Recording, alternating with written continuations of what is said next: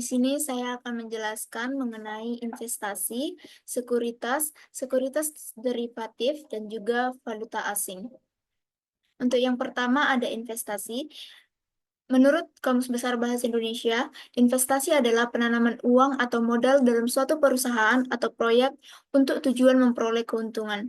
Menurut Eduardo Standay Lilin, investasi adalah komitmen terhadap sejumlah dana ataupun sumber daya lain yang dilakukan di masa sekarang dan bertujuan untuk mendapat keuntungan di waktu mendatang. Sedangkan menurut Kamarudin Ahmad, investasi adalah upaya menempatkan uang maupun dana dan berharap untuk mendapat tambahan ataupun keuntungan tertentu terhadap dana atau uang yang telah ditanam. Untuk jenis-jenis investasi ada dua, yaitu investasi jangka pendek dan juga investasi jangka panjang. Investasi jangka pendek dilakukan dalam waktu kurang dari 5 tahun, contohnya seperti deposito berjangka, obligasi jangka pendek, dan reksadana pasar uang. Tujuan dari investasi jangka pendek yaitu untuk mendapatkan keuntungan cepat tanpa menunggu terlalu lama. Untuk jenis investasi yang kedua yaitu investasi jangka panjang. Investasi jangka panjang biasanya dilakukan dengan durasi waktu lebih dari 5 tahun, bahkan hingga beberapa dekade. Contoh investasi jangka panjang termasuk saham, obligasi, properti, dan reksadana saham. Tujuan dari investasi jangka panjang adalah untuk mendapat pertumbuhan nilai yang signifikan seiring waktu. Manfaat dari investasi yaitu yang pertama meningkatkan aset. Contohnya, jika seseorang membeli tanah dengan tujuan investasi, lalu menjualnya beberapa tahun kemudian dengan harga yang lebih tinggi, maka nilai aset berupa tanah mengalami kenaikan. Namun, peningkatan nilai aset tidak didapatkan dalam waktu singkat, butuh waktu yang lama dan kesabaran. Untuk manfaat yang kedua yaitu memenuhi kebutuhan di masa depan. Investasi di masa sekarang bertujuan untuk menunjang dan mendukung kehidupan di masa depan. Contohnya, ketika kita melakukan investasi dalam bentuk emas untuk dana pendidikan di masa depan. Untuk manfaat yang ketiga yaitu gaya hidup hemat. Dengan investasi, seseorang akan mencoba hidup hemat untuk tetap berinvestasi. Pada akhirnya, orang tersebut akan menghindari membeli hal-hal tidak penting dan bersifat lebih ekonomis. Yang terakhir yaitu menghindari hutang. Dengan gaya hidup sederhana, seseorang akan menghindari hutang. Orang-orang yang memiliki komitmen investasi akan menghindari berhutang dan lebih memilih hidup hemat untuk memperbaiki keadaan ekonomi. Contoh perhitungan untuk investasi yaitu, misalnya kalian berinvestasi sebesar 10 juta. Dalam setahun, kalian mendapatkan sebesar 15 juta. Maka untuk menghitung keuntungan investasi ialah jumlah total penjualan dikurangi dengan biaya investasi, dibagi dengan biaya investasi dikalikan dengan 100%. Maka untuk keuntungan total yaitu 15 juta dikurangi 10 juta, dibagi dengan 10 juta, dikalikan dengan 100%, hasilnya adalah 50%.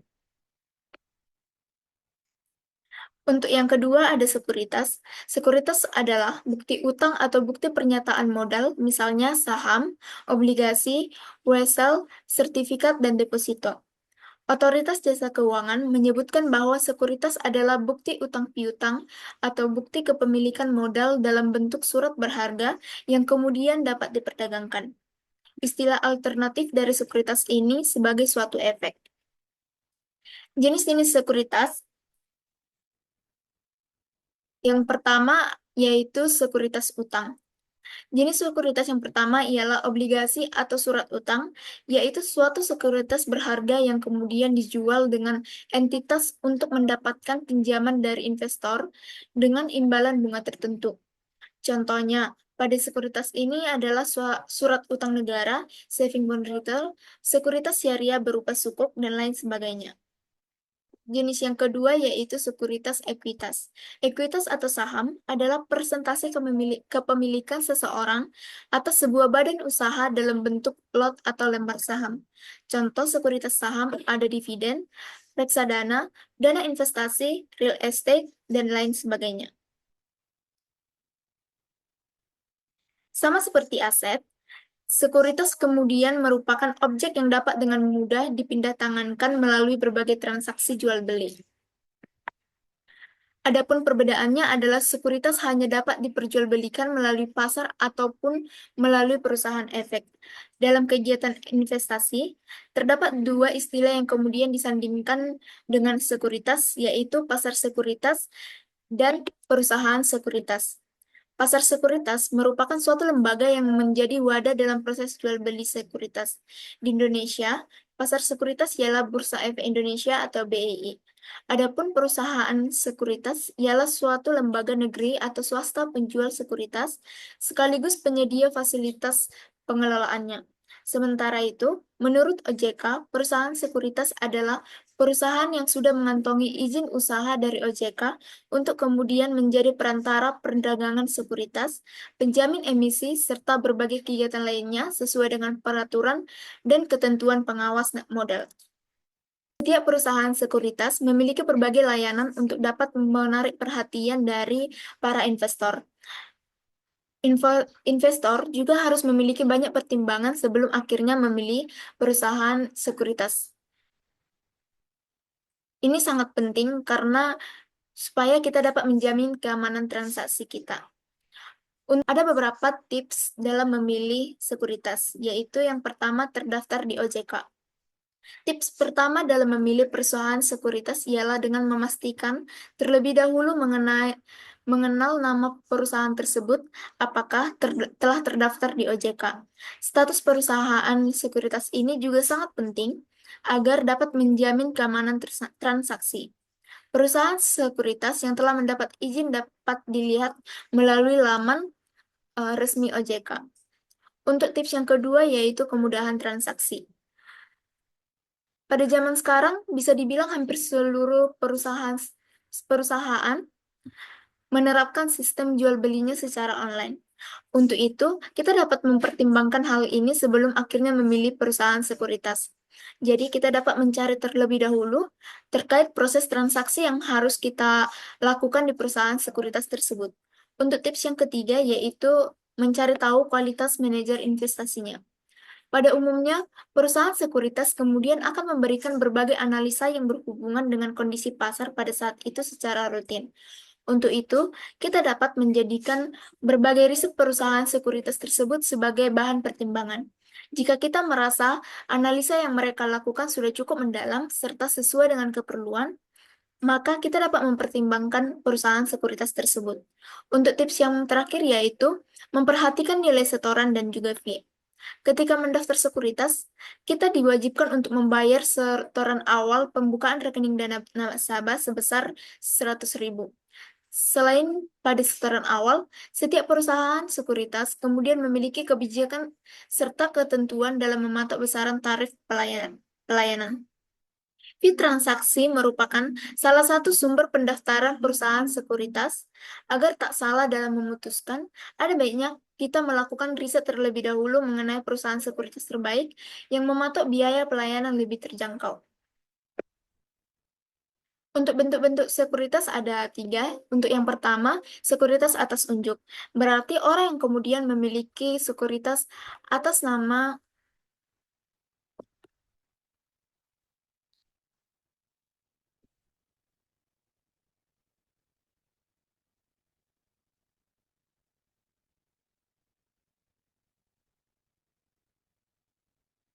untuk bentuk-bentuk selanjutnya bentuk sekuritas. Sekuritas terdiri dari 3 bentuk. Untuk yang pertama, sekuritas atas unjuk. Sekuritas atas unjuk berarti orang yang kemudian memiliki sekuritas atau pemegang sekuritas adalah orang-orang yang berhak atas sekuritas tersebut. Untuk bentuk yang kedua yaitu sekuritas atas nama. Sekuritas atas nama adalah orang yang tercatat namanya dalam sekuritas tersebut sebagai orang yang memiliki hak atas sekuritas tersebut. Untuk bentuk yang ketiga yaitu sekuritas tanpa warkat dan global. Di dunia perdagangan yang kian modern, kebutuhan penerbitan sekuritas secara pencatatan semakin banyak. Bentuk sekuritas ini sendiri dibagi lagi menjadi 2 bagian yaitu sekuritas tanpa warkat serta sekuritas global. Untuk cara kerja sekuritas ada 2, yaitu perantara perdagangan efek dan juga penjamin emisi efek. Perusahaan memiliki peranan penting sebagai pihak perantara perdagangan efek atau broker dealer, sehingga mereka kemudian akan melakukan aktivitas jual beli efek berupa surat berharga untuk berbagai kepentingannya sendiri atau untuk orang lain. Selain itu, perusahaan sekuritas biasanya melakukan berbagai aktivitas jual beli saham dan obligasi yang bisa dilakukan di BEI ataupun di luar BEI. Kegiatan lain yang kemudian dilakukan oleh perusahaan sekuritas adalah menjamin emisi efek.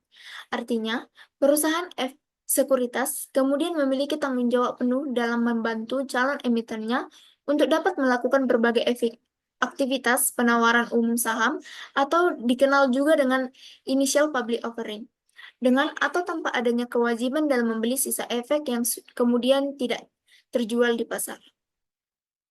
Selanjutnya yaitu sekuritas derivatif. Sekuritas derivatif merupakan salah satu instrumen keuangan yang diperdagangkan di pasar modal Indonesia. Menurut Undang-Undang Pasar Modal Nomor 8 Tahun 1995, sekuritas derivatif adalah beberapa jenis efek yang ditawarkan emiten kepada publik sebagai efek lanjutan dari efek yang telah dahulu dipasarkan. Menurut Mamduh M. Hanafi, sekuritas derivatif adalah instrumen keuangan yang nilainya tergantung dari nilai aset yang menjadi dasarnya. Pemegang sekuritas derivatif Setiap pemegang sekuritas derivatif memperoleh sertifikat sebagai tanda kepemilikan yang disebut dengan sertifikat sekuritas derivatif. Pada setiap sertifikat sekuritas derivatif tercantum nama, alamat, jumlah keseluruhan, dan nilai sekuritas derivatif, di mana nilai tersebut dibagi menjadi tiga, yaitu nilai untuk yang pertama nilai nominal atau par value, merupakan harga yang tercantum pada sertifikat sekuritas derivatif. Harga inilah adalah harga yang telah ditetapkan dalam rapat umum pemegang saham. Untuk nilai yang kedua yaitu nilai buku atau book value. Nilai Nilai sekuritas derivatif akan bermacam-macam sejak diterbitkan oleh perusahaan. Nilai tersebut akan berubah-ubah karena adanya kenaikan atau penurunan harga aset utamanya. Untuk nilai yang ketiga yaitu nilai intrinsik, yaitu nilai sekuritas derivatif pada saat likuidasi. Adapun manfaat dari sekuritas derivatif yaitu meminimalisir Adapun manfaat dari sekuritas derivatif yaitu meminimalisir risiko, memperbesar keuntungan, dan juga mengamankan investasi. Untuk yang manfaat yang pertama yaitu meminimalisir risiko merupakan manfaat utama dari adanya sekuritas derivatif. Karena dengan melakukan penerbitan sekuritas derivatif, maka secara langsung maupun tidak langsung akan mampu mengurangi terjadinya berbagai risiko yaitu adanya kemungkinan mengalami kerugian, baik bagi pihak emiten maupun bagi para investor, seperti risiko tidak lakunya sekuritas utama, penurunan harga efek utamanya, serta risiko kenaikan fluktuasi harga. Untuk manfaat yang kedua yaitu memperbesar keuntungan. Jika sekuritas derivatif mampu meminimalisir risiko, berarti dapat memperbesar keuntungan para pemegangnya. Bagi emiten, sekuritas derivatif dianggap sebagai pemanis agar para investor berminat membeli efek utama agar penjualannya memenuhi target. Sedangkan bagi para investor, sekuritas derivatif merupakan hak prioritas untuk melakukan transaksi jual beli instrumen keuangan utama seperti saham dan obligasi. Jika pemiliknya menggunakan haknya, maka otomatis ia telah melakukan pembelian efek utamanya. Dengan demikian, setelah ia membeli efek utama, maka ia akan mendapatkan dividennya. Selain itu, keuntungan yang bisa didapat dari sekuritas derivatif adalah bisa mendapatkan efek utama dengan harga yang lebih murah daripada membelinya secara langsung. Keuntungan lainnya jika investor menjual sekuritas derivatif, saat harga efek utama naik, berarti harga sekuritas derivatif juga akan naik. Maka, ia akan mendapatkan keuntungan dari penjualan sekuritas derivatif tersebut. Untuk manfaat yang terakhir yaitu mengamankan investasi. Sekuritas derivatif merupakan upaya stabilisasi investasi dan jaminan laba bagi para investor.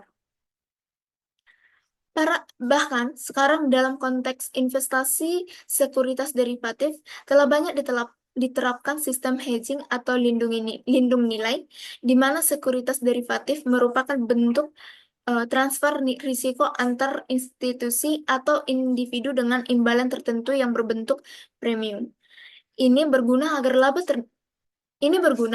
agar laba tetap dapat diperoleh dan kemungkinan kerugian bisa ditekan, sehingga investasi mempunyai prospek perkembangan bagus, terus berada pada jalur aman dan jauh dari kebangkrutan.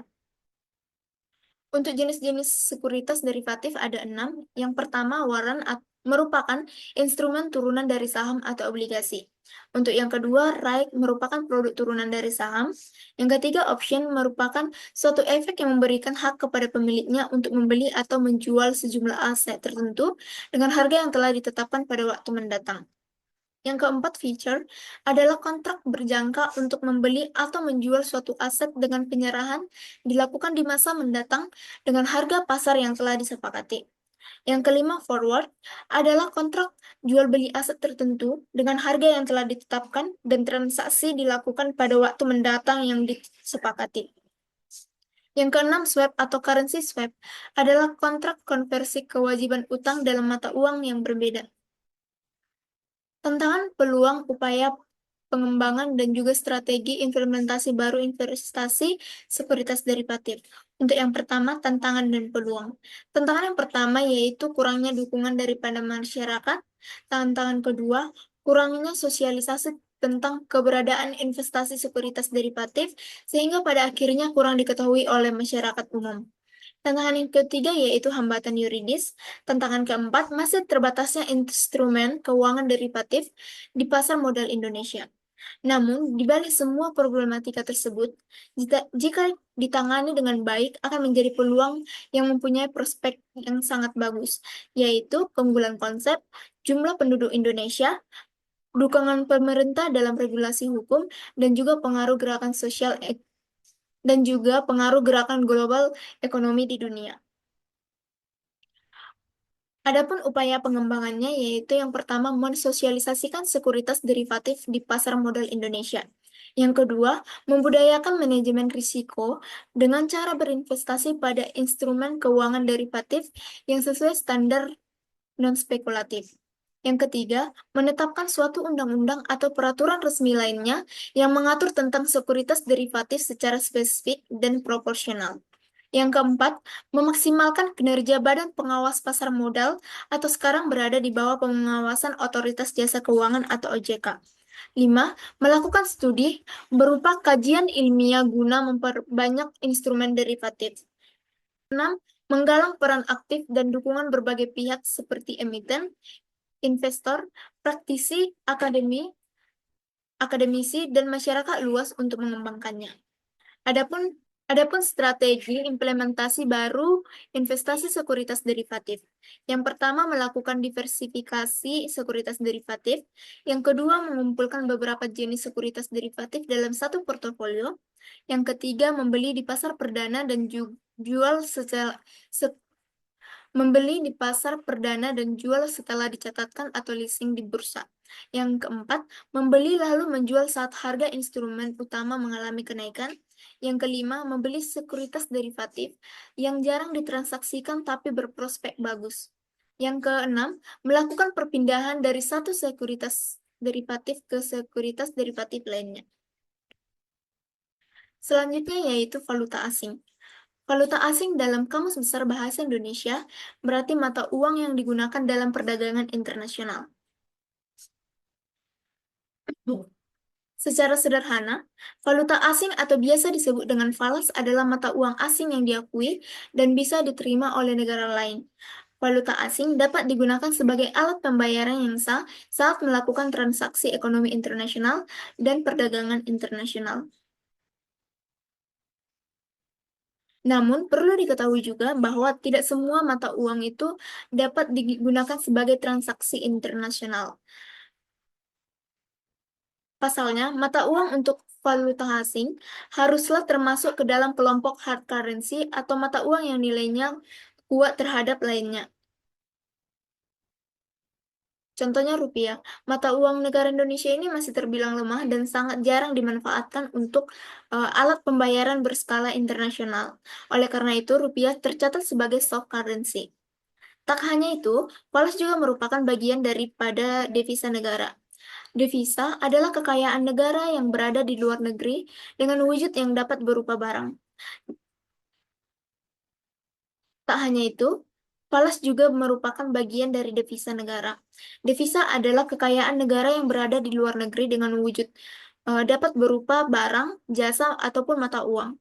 Sehingga semakin sering mata uang suatu negara digunakan, semakin menguntungkan pula hal tersebut bagi negara yang bersangkutan. Lalu, kapan valuta asing itu dibutuhkan? Sesuai pengertian dari valuta asing tadi, valuta asing dibutuhkan ketika kita hendak melakukan kegiatan jual beli dengan partner bisnis di luar negeri atau internasional seperti ekspor dan impor. Mata uang yang digunakan saat bertransaksi haruslah bersifat resmi dan telah disepakati oleh kedua pihak. Untuk Untuk fungsi valuta asing ada empat, yaitu sebagai alat pembayaran yang berskala internasional. Falas umumnya digunakan sebagai alat pembayaran pada perdagangan internasional. Akan tetapi, falas rupanya juga bisa dipakai untuk membayar utang negara ke negara lain, di mana mata uang asing berikut telah bersifat sah dan resmi. Tak hanya pada aktivitas jual beli barang, jual beli jasa pun juga bisa dipakai untuk transaksi tak hanya pada aktivitas jual beli barang, jual beli jasa pun juga bisa dipakai untuk transaksi antar negara. Kurs mata uang harus dikendalikan karena hal tersebut dapat bergerak secara fluktuatif naik maupun turun. Nah, untuk menghindarinya, pemerintah akan memanfaatkan falas agar kurs mata uang negaranya tetap stabil. Valuta asing adalah mata uang asing yang telah sah serta dipercayai oleh kedua belah pihak dan juga negara bersangkutan. Hal ini tentunya memudahkan sekaligus memperlancar aktivitas bertransaksi, sehingga falas ini berfungsi sebagai untuk mempermudah aktivitas perdagangan internasional.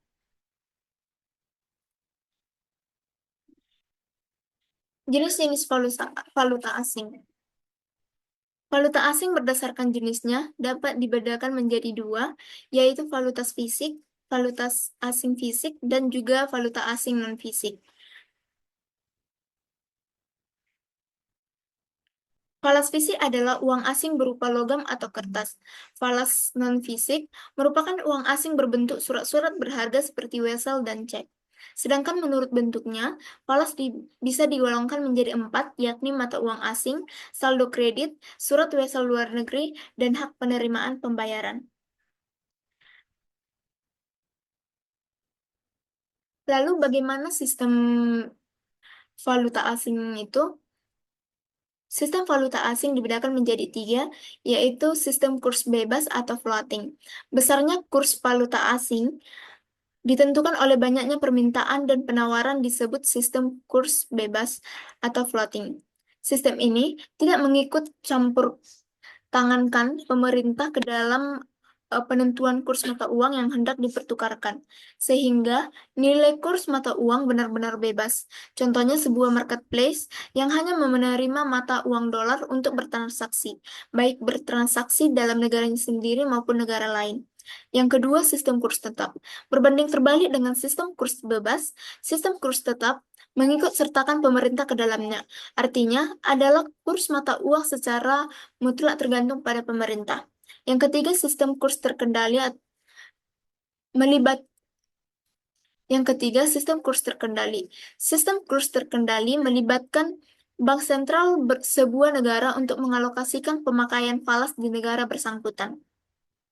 Sistem ini merupakan perpaduan antara sistem kurs tetap dan bebas.